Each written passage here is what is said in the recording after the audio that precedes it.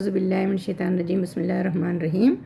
Dear sisters in Islam, the condition of women in Islam is being derogated by many of us because we do not know the truth about what status Islam gives women and have been asked to talk about it. In India, we find at present women being treated with utmost shamelessness by some people who still think they are not worthy of being equal to men. Before the time of Prophet ﷺ, women were treated like cattle and inherited or sold at will. This was, we find, even today in certain parts of the world where truth has not arrived. After the advent of Islam, the respect given to women were so high that they were considered at par with men in all walks of life. Only their duties differed. Women participated of own free will in major events of Islam, and the respect they were given surpasses all other religions. Both men and women were punished any wrong done by them equally.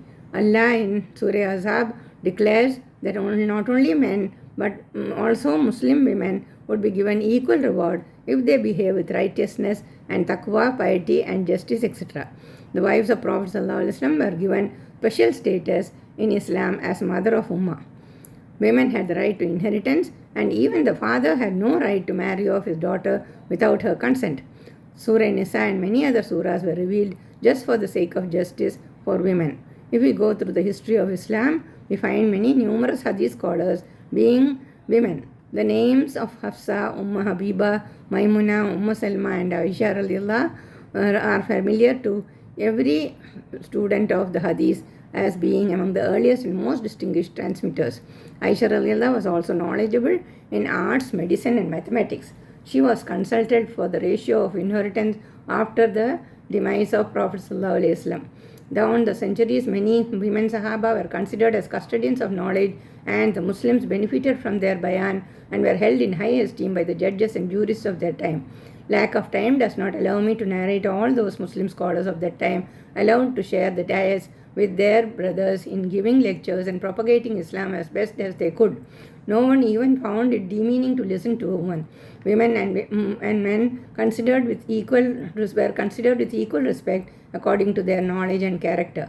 Allah orders man and woman to lower their gaze for this very reason. This because we Muslims, men and women, are taught to be disciplined and of a higher standard.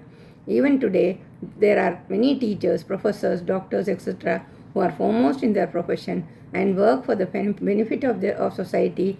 In the Muslim countries, none of them are demeaned or looked down upon.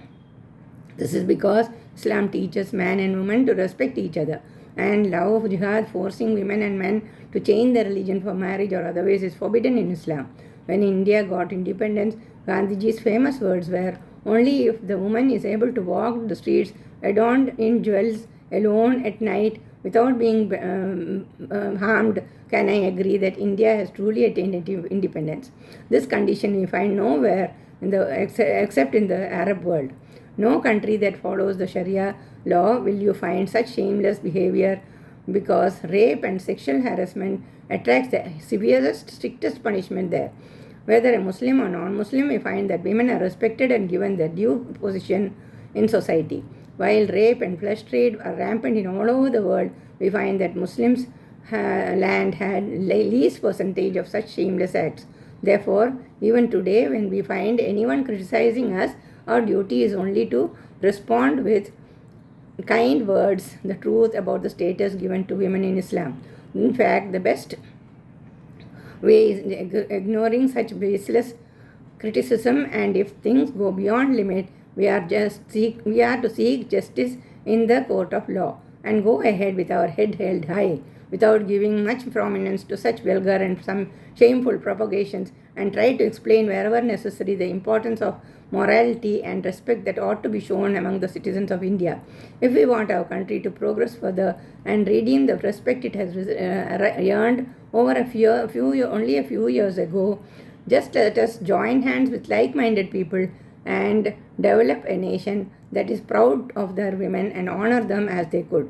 وآخر دعوان من الله وصلى الله وسلم على رسول الله والحمد لله.